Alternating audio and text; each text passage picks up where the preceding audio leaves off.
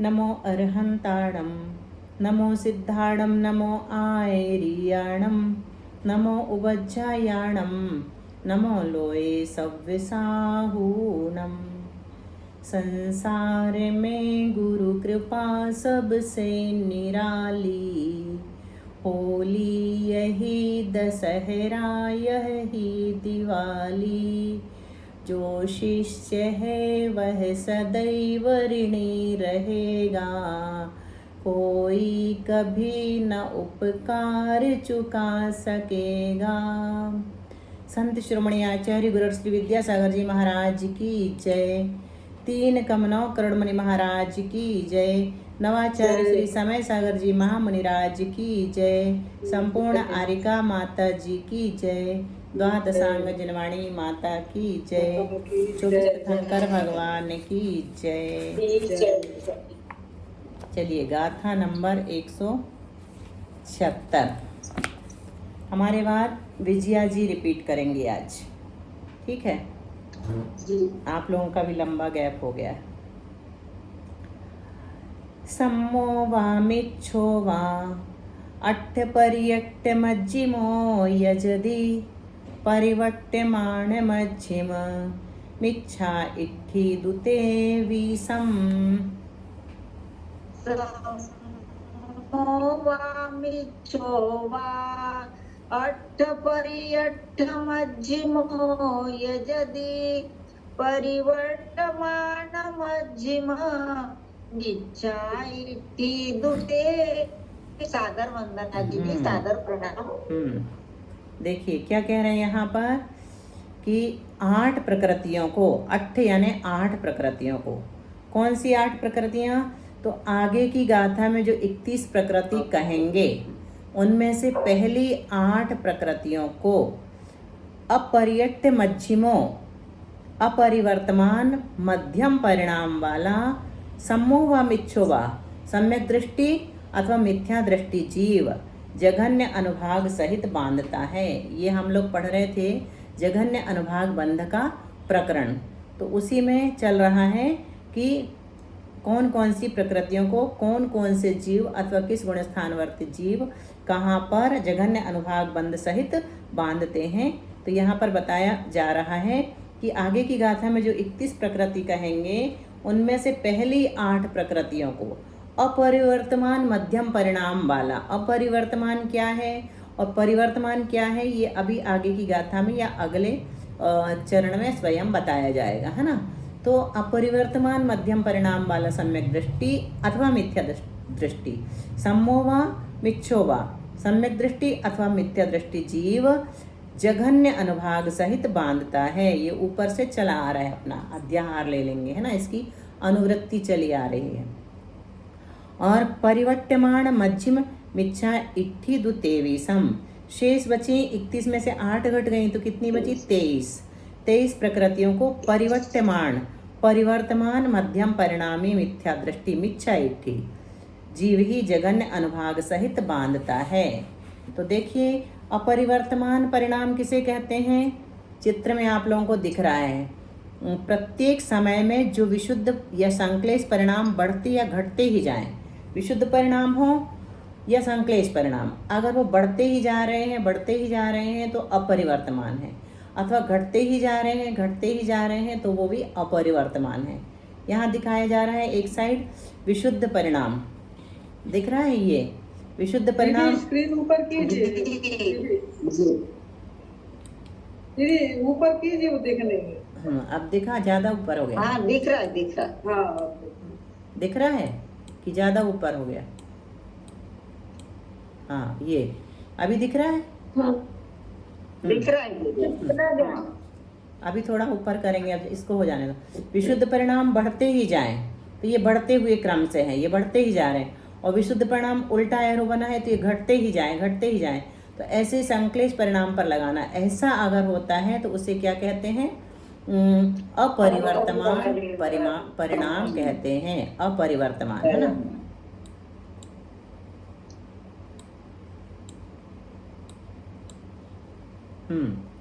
और परिवर्तमान परिणाम किसे कहते हैं? तो ये पहले समय में तो बढ़ते जा रहे, बढ़े परिणाम, है ना। देखो, जिस परिणाम को प्राप्त होकर अन्य परिणाम प्राप्त किया, जिस परिणाम को प्राप्त होकर अन्य परिणाम प्राप्त किया, पुनः अगले समय में प्रथम समय वाला ही परिणाम प्राप्त करना संभव हो, ऐसे परिणामों को परिवर्तमान परिणाम कहते हैं। जैसे यहाँ चित्र में क्या दिखा रहे हैं, ये पहले समय में तो जो परिणाम है दूसरे समय में उससे बढ़ते हुए परिणाम है, फिर तीसरे समय में फिर से पहले समय वाले परिणाम आ गए, तो ये क्या कहला गया, परिवर्तमान परिणाम। इसी प्रकार संक्लेश भावों में भी अपन लगा लेंगे कि पहले समय जितने संक्लेश वाले परिणाम थे उससे अधिक संक्लेश वाले हुए, फिर से घट करके कम संक्लेश वाले हो गए, तो ये परिवर्तमान कहलाएंगे।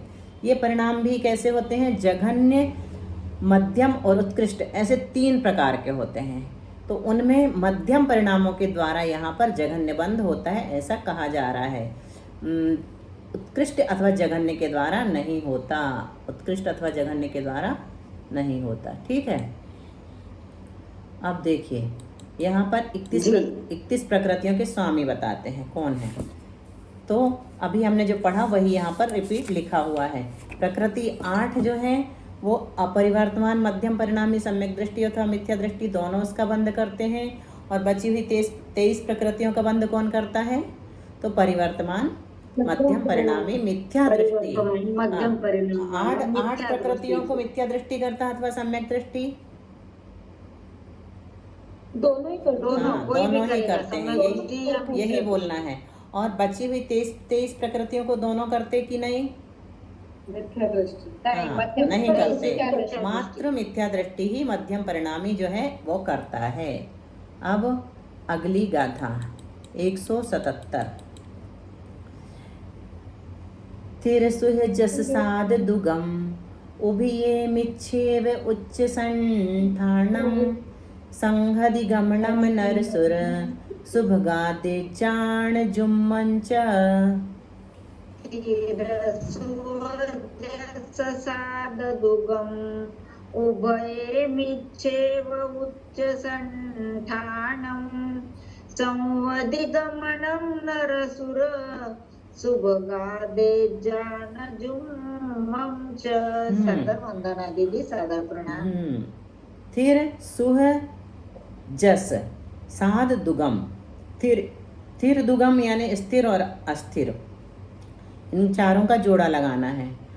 और सुह मतलब शुभ और अशुभ, जस यानी यशस्वी कीर्ति और अयशस्वी कीर्ति, और साध यानी साध दुगम यानी साता वेदनी और असाता वेदनी। इन 8 प्रकृतियों का सम्यक दृष्टि और मिथ्या दृष्टि, इन दोनों के जघन्य अनुभाग सहित बंध होता है।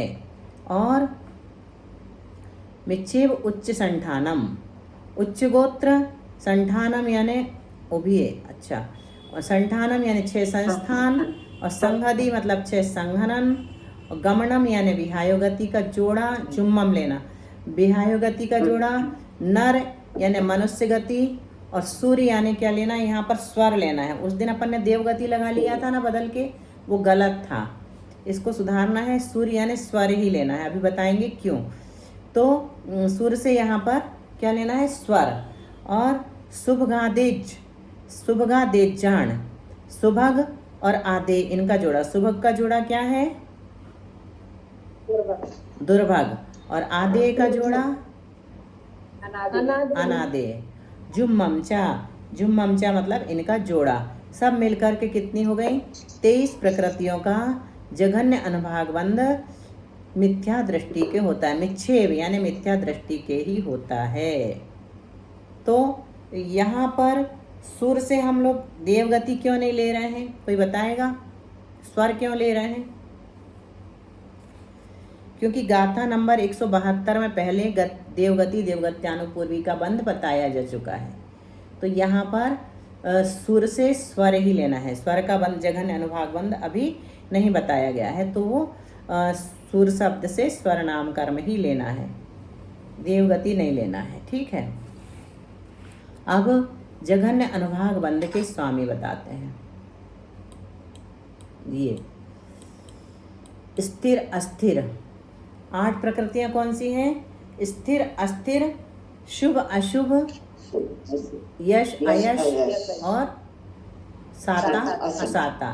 इन 8 प्रकृतियों का बंध कौन करता है? जघन्य अनुभाग बंध दोनों सम्यक करते, दृष्टि सम्यक मिथ्या दृष्टि दृष्टि भी मिथ्या दोनों दृष्टि करते भी। हैं। अब बची 23 प्रकृतियां, वो कौन सी हैं? पहला एक तो हुआ उच्च गोत्र, और 6 संस्थान, कितने हो गए? 7, और 6 संगनन, कितने हो गए? 13, 2 विहायो गति, 2 विहायो गति 15, और 2 मनुष्य, मनुष्य द्विक, हाँ कितने हो गए? 17, और सुस्वर दुस्वर कितने हो गए? 19, और सुभग दुर्भग 21, और आधे अनादे 23। इस प्रकार 23 प्रकृतियों का जघन्य अनुभाग बंध मिथ्या दृष्टि ही करता है। गाथा नंबर 178। घादीनम अजहन्नो नुक्कस्सो वेयणीय नामाणम अजहन्य मनुक्कस्सो गोधे च दुधा दुधासेसा। घादीनम अजहन्नो नुक्कस्सो वेयणीयनामाणम् अजहन्नम नुक्कस्सो गोदे च दुधा दुधा। वंदना दीदी, सादर प्रणाम। ये सब प्रकृतियाँ इतनी सारी हैं कर्मकांड में कि हमको सारी की सारी याद रखना संभव नहीं है। तो इसके लिए कोई उपाय कोई बता सकता है? क्या हो सकता है? किसी को नहीं पता।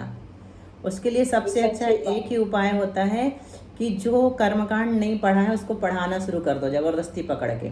तो जब बार बार आप बोलेंगे ना वही चीज़ें, तो अपने आप दिमाग में सेट हो जाती है ना।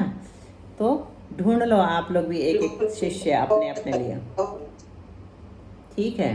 अब घादीनम यानी घातीय कर्म कितने हैं? 4। तो चारों घातीय कर्मों का अजहन्नो मतलब अजघन्य अनुभाग बंध। अब कौन से अनुभाग बंध की बात कर रहे हैं? जघन्य की नहीं कर रहे हैं। यहाँ पर कौन से अनुभाग बंध की बात कर रहे हैं? अजघन्य अनुभाग बंध की बात कर रहे हैं। तो चारों घातीय कर्मों का अजघन्य अनुभाग बंध और वेयनीय नामाणम और वेदनीय और नाम कर्म का नुक्कस्सो अनुत्कृष्ट अनुभाग बंध। अजघन्य और अनुत्कृष्ट 2 ले रहे हैं यहाँ पर।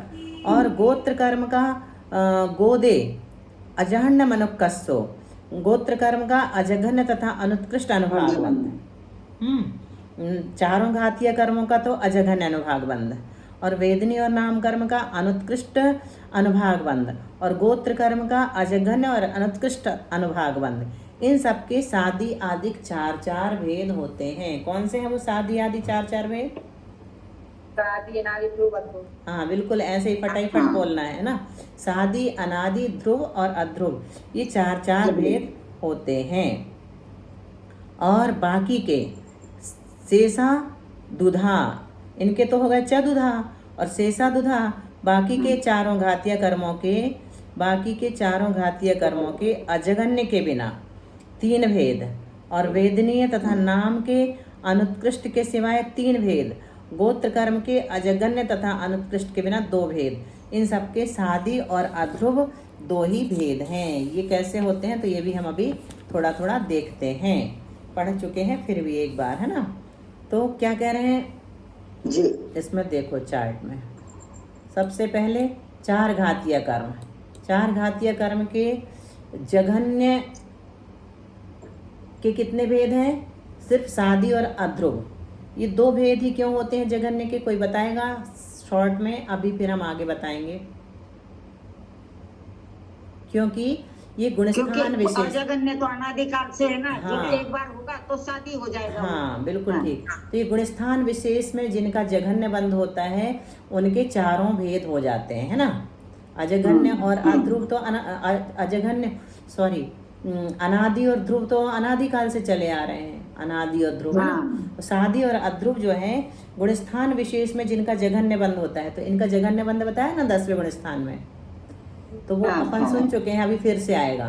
तो इस कारण से इसके 4 भेद हो जाते हैं। 4 घातीय कर्म के जघन्य जो है सादी और अध्रुव, और अजघन्य जो है 4, अजघन्य चारों हो जाएंगे क्योंकि वो अनादि से भी थे हाँ और अनादि से। अभी फिर से हो गए सादी और अध्रुव। और उत्कृष्ट के तो सादी और अध्रुव भेद होते हैं और अनुत्कृष्ट के सादी और अध्रुव होते हैं। इसी प्रकार वेदनीय के सादी और अध्रुव जघन्य वाले के, और अजघन्य के सादी और अध्रुव, और उत्कृष्ट के भी सादी और अध्रुव, और अनुत्कृष्ट के चारों होते हैं। अनुत्कृष्ट में उत्कृष्ट छोड़ करके सभी आ जाते हैं ना। और वेदनी और नाम के ये हो गए अपने। फिर गोत्र के जघन्य के सादी और अध्रुव भेद होंगे, अजघन्य के चारों हो जाएंगे, उत्कृष्ट के सादी और अध्रुव 2 भेद होंगे, और अनुत्कृष्ट के भी चारों हो जाएंगे।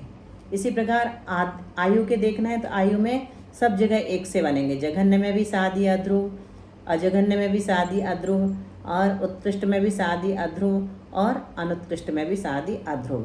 अब इसका विशेष जो है इससे हमको अच्छी तरह से समझ में आ जाएगा। एक बार फिर से 3 घातीय कर्म, इनका जघन्य अनुभागबंध कहाँ पर होता है? 10वें गुणस्थान में होता है। इसलिए इनका अजघन्य बंध 4 प्रकार का हो जाता है। वहाँ जघन्य हुआ तो जघन्य होते ही सादी और अध्रुव भी जुड़ गए। अब ये अनादि और ध्रुव तो चल ही रहे थे। अनादि बताया उन्होंने, अनादि कैसे बनेगा?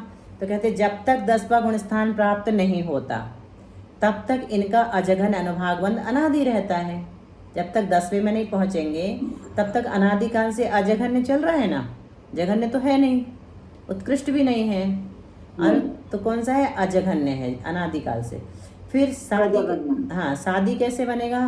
तो 11वें गुणस्थान से उतरकर 10वें अथवा चतुर्थ गुणस्थान में जब घातिया का बंध प्रारंभ होता है तब अजघन्य का सादी बंध होता है। 11वें में गया तो क्या होगा? बंद होगा कि नहीं होगा? 11वें में बंद होता है कि नहीं होता? हाँ बंद रुक जाएगा। फिर जब 10वें में आएगा तो फिर बंद शुरू होगा। इसी प्रकार 11वें में तो शादी हो गया। हाँ तो शादी हो गया। इसी प्रकार 11वें से अगर चौथे में चला जाएगा, 11वें से चौथे में कैसे जाएगा?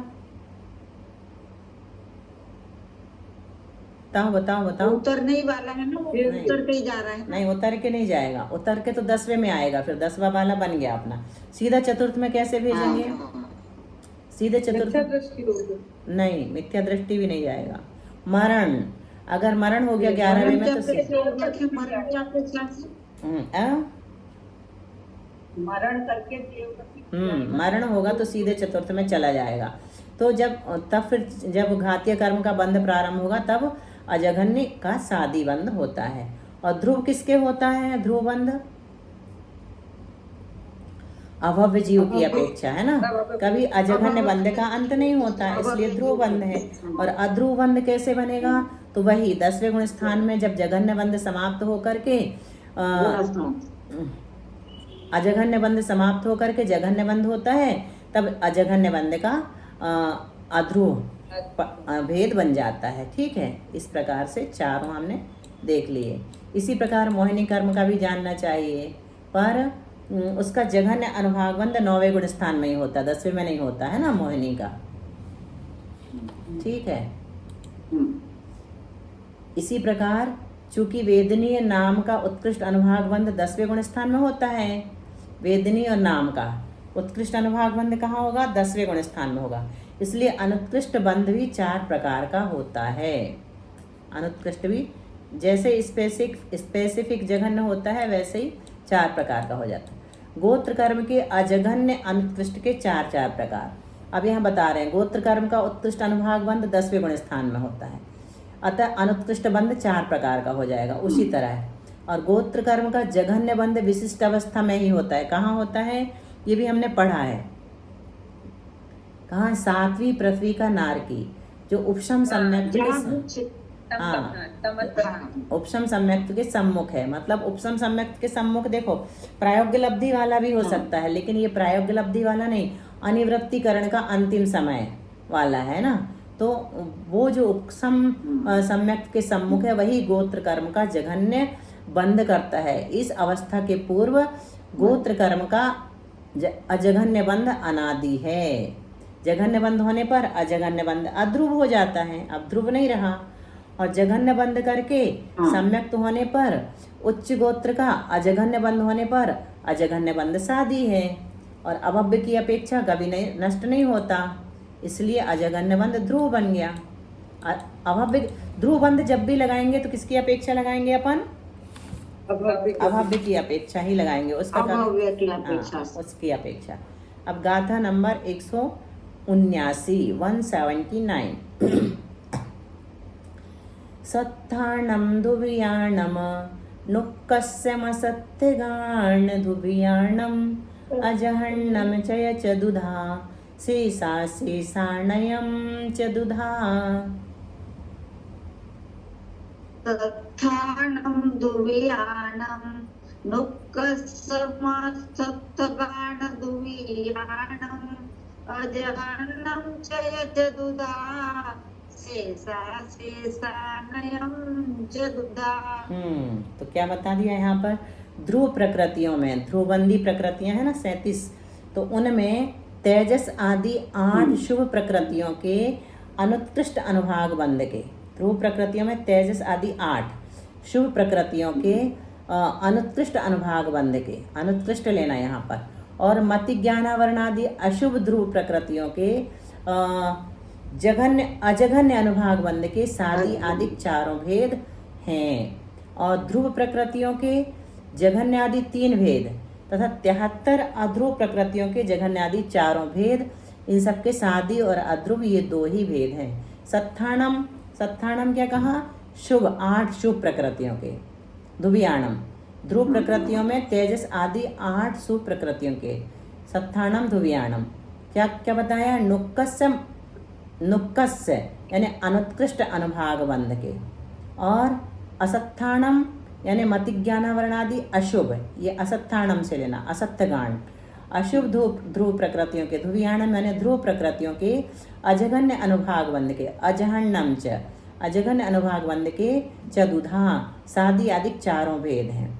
शेषा शेषाणयम च चतुधा शेष ध्रुव प्रकृतियों के ये जघन्य आदि 3 भेद तथा 73 अध्रुव प्रकृतियों के जघन्य आदि चारों भेद, इन सबके दुधा सादी और अध्रुव ये 2 ही भेद हैं। नियम एक बार फिर से देख लें, नियम क्या बताए थे कि जिन प्रकृतियों का जघन्य अनुभाग बंद विशिष्ट गुण स्थान में होता है, उदाहरण क्या है हमारे पास? 10वां गुण स्थान है ना, विशिष्ट गुण स्थान है वो। तो जिन प्रकृतियों का जघन्य अनुभाग, हाँ जघन्य अनुभाग बंद विशिष्ट गुण स्थान में होता है, और जो ध्रुवबंदी प्रकृति हैं उनका अजघन्य बंद 4 प्रकार का होता है। और जिन प्रकृतियों का उत्कृष्ट अनुभाग बंद जघन्य की तरह उत्कृष्ट भी अनुभाग बंद गुणस्थान विशेष में होता है, और जो ध्रुवबंदी प्रकृतियां हैं उनका अनुत्कृष्ट अनुभाग बंद भी 4 प्रकार का होता है, बाकी का सबका 2-2 प्रकार का ही होगा। ये विशेष नियम है। उत्तर प्रकृतियों में जघन्य अजघन्य आदि भेद बताते हैं। अब तो ये है ध्रुवबंदी प्रकृतियों में तेजस दिक् और अगुरु लघु निर्माण प्रशस्तादि प्रशस्त वर्णादि 4, तो इनके जघन्य के तो 2 भेद होंगे, अजघन्य के भी 2 होंगे, उत्कृष्ट के 2 होंगे और अनुत्कृष्ट के 4 बन जाएंगे। और ज्ञानावरणा 5, दर्शनावरण 9, अंतराय 5, मिथ्यात्व 1, कषाय 16 और भय जुगुप्सा 2, उपघात और अप्रशस्त वर्णादि 4। इनका क्या होता है? तो जघन्य के 2 प्रकार हैं, अजघन्य के 4 प्रकार हैं, उत्कृष्ट के 2 हैं और अनुत्कृष्ट के भी 2 हैं।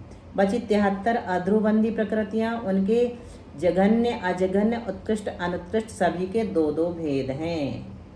अब हमने देखा था शक्ति अनुभाग 4 प्रकार की, तो वो क्या है और किस रूप में होती है? सत्तीयलता दारू अट्ठी से लोभ माहुघादीनम दारु अनंतिम भागोत्ति देश घादी तदो सवम। दारू अट्ठी से लोभ माहुघादीनम दारु अंतिम भागोत्ति देश घादी तदो सवम। तो घादीनम यानी घातिया कर्मों की,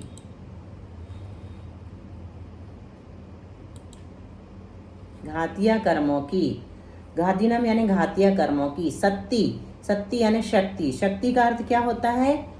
कर्मों के फल देने की शक्ति, है ना। कर्मों में फल देने की जो शक्ति होती है उसी को शक्ति कहते हैं, उसी को अनुभाग कहते हैं। तो घातिया कर्मों की फल देने की शक्ति लता लदा दारू अट्ठी सेलोवम आहु, लता दारू अस्थि और शैल के समान समझना। और अर्थात इनमें जैसा क्रम से अधिक अधिक कठोरपना है ना, नम्रता से कठोरता की ओर गए हैं, वैसा ही अनुभाग में भी समझना।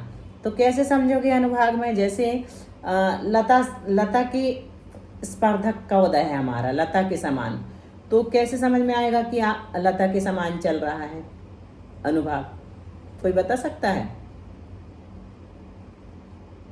परिणामों में ये नहीं रहेगी ना ज्यादा हाँ, ज्यादा तीव्रता नहीं रहेगी परिणामों में, कठोरता नहीं रहेगी, मतलब शक्ति, कर्म के फल देने की शक्ति कम रहेगी। उदय जो रहेगा ना हमारा मंद रहेगा, अनुभाग का उदय मंद रहेगा।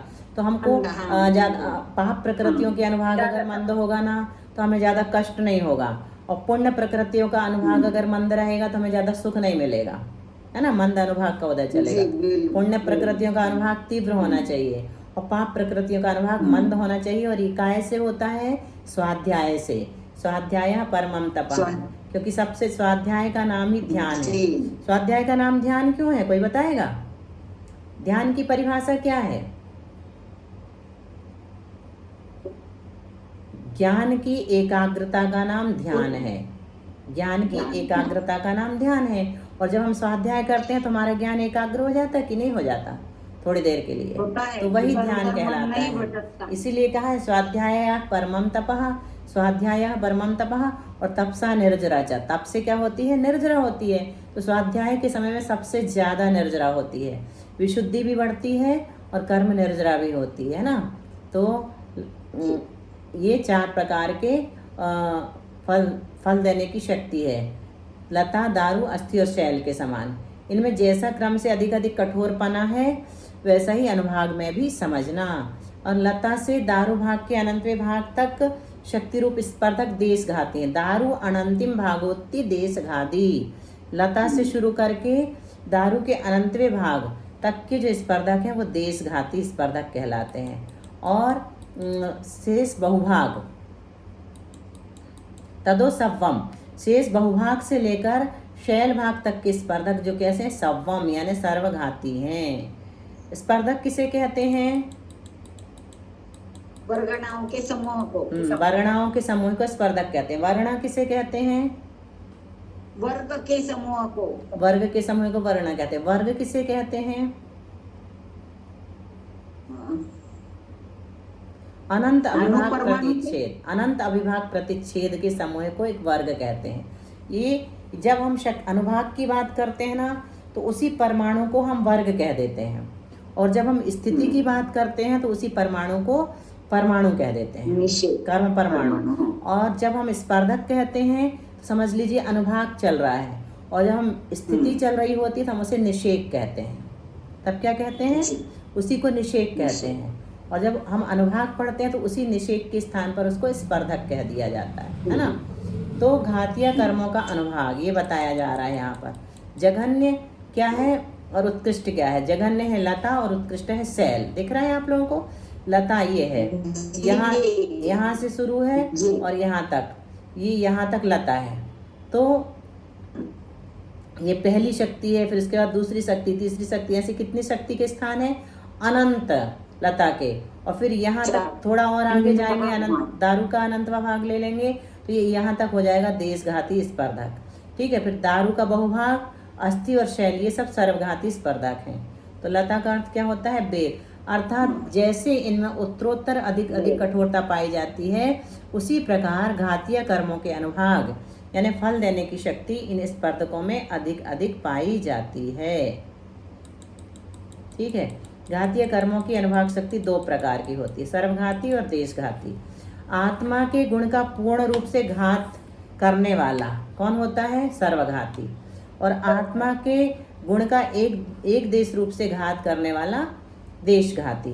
तो ये जो है देशघाती, लता से लेकर यहाँ तक जब लाइन खिंची हुई है ना, यहाँ तक देशघाती स्पर्धक हैं। और दारू के बहुभाग ये ले लिया, अस्थि पूरा ले लिया, शैल पूरा ले लिया, ये सर्वघाती स्पर्धकों की शक्ति है। यहाँ से सर्वघाती स्पर्धक हो जाते हैं। ठीक है, एक गाथा और हो जाएगी शायद, देखते हैं, अंदाज नहीं है, 2-4 मिनट बचे हैं, एक गाथा ले लेते हैं। बाई चांस बंद हो जाए तो जैसा अपन किया करते हैं, सब लोग अपनी अपनी जिनवाणी स्तुति करके कायात्सर कर लेंगे, है ना। तो अपन गाथा ले लेते हैं, क्यों छोड़े। देशोत्ति हवे सम्मम तत्तो दारु अनंति में मिस्सम शेषा अनंते भागा अट्ठिशिला फड्ढया मिच्छे। देशोति हवे सम्मम तत्तो दारु अनंति में मिसम शेषानंत भागा अट्ठिशिला फड्ढया मिच्छे। सादर प्रणाम दीदी, सादर वंदना। तो मिथ्यात्व प्रकृति के लता भाग से दारू भाग के अनंतवें भाग तक देशघाती स्पर्धक सम्यक्त प्रकृति के हैं। ये यहाँ नीचे देखो चित्र में, लता से लेकर के दारू के अनंतवें भाग तक ये देशघाती स्पर्धक जो हैं, ये किसके हैं, सम्यक्त प्रकृति के हैं। ठीक है, मिथ्यात्व प्रकृति का बंटवारा कितने में हुआ है, कितने, 3 प्रकृतियों में। कौन कौन सी हैं वो, मिथ्यात्व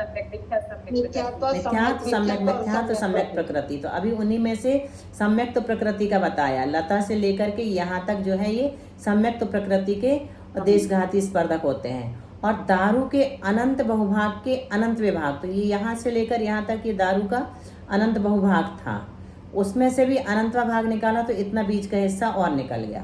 तो ये किसके हो गए, अनंत विभाग प्रमाण जुदी, हाँ, जुदी जाति के ही सर्वघाती स्पर्धक हैं। ये मिश्र प्रकृति है, सम्यक मिथ्यात्व प्रकृति का हो चाहे मिश्र प्रकृति का हो, है ना। और शेष अनंत बहुभाग ये बचा दारू का अनंत बहुभाग, और अस्थि भाग शैल भाग रूप जो स्पर्धक हैं ये मिथ्यात्व प्रकृति के होते हैं। हमारा ये एरो दिख रहा है आप लोगों को, जी जी बिल्कुल दिख रहा है दीदी, हाँ, सब अच्छे से दिख रहा है और बहुत अच्छा लग रहा है, चलो समझ में भी आ रहा है। ठीक है, बहुत अच्छा। बस हम इतना ही चाहते हैं कि इतना भी समझ में आ रहा है तो बहुत है ना। समझ लीजिए आपने समझ में तो अच्छा आ रहा है दीदी। हाँ, समझ लीजिए आपने जग जीत लिया। भले याद नहीं कर पाते इतना, नहीं जरूरी नहीं है, याद करना कोई जरूरी नहीं, याद करना कोई जरूरी नहीं, हमें भी कुछ याद नहीं है, सब देख देख के ही बताते हैं। अच्छा देखो, लता भाग और दारू का अनंतवा भाग ये सम्यक्त प्रकृति यहाँ लिखा हुआ है, और दारू का अगला अनंतवा भाग ये मिश्र प्रकृति, और दारू का शेष अनंत अनुभाग तथा अस्थि शैल ये मिथ्यात्व प्रकृति के सर्वघाती स्पर्धक हैं। यही एक प्रकृति है, कौन सी, मिथ्यात्व, जिसमें भिन्न भिन्न अनुभाग के कारण प्रकृतियों के नाम बदल जाते हैं। अन्य किसी प्रकृति में अनुभाग बदलने से प्रकृति का नाम नहीं बदलता है, बदला है ना, सिर्फ इसी में बदले हैं। अब देखो ये गाली गाता हो पाएगी कि नहीं, पढ़ते हैं फिर भी हिम्मत से। 10 मिनट का तो आ गया था मैसेज, लेकिन अब 10 मिनट में से कितने मिनट हो गए हैं ये नहीं पता। आवरण देश, 1 मिनट बचा है, 1 मिनट बचा है। अच्छा, आपके में शो हो रहा है, चलिए गाथा तो पढ़ ही लेते हैं। आवरण देश घादम तराय संजलन पुरिस सत्यरसम चतुर्विध भाव पर्णदा तिविधा भावाहुशेषाणम। आवरण देश घादम तराय संजलन पुरिस सत्तरसम चतुर्विध भाव परिणदा तिविधा भावाहुशेषाणम। प्रणाम दीदी, सादर वंदना। आवरण यानी आवरणों में, देश घादम तराय मतलब देशघाती की 7 प्रकृतियाँ, कौन कौन सी, 4 ज्ञानावरण की और 3 दर्शनावरण की। देशघाती की 4 है ना ज्ञानावरण में, मति ज्ञानावरण, श्रुतक ज्ञानावरण, अवधि ज्ञानावरण और मनःपर्य ज्ञानावरण, और 3 दर्शनावरण। तो 7 प्रकृतियां हो गई।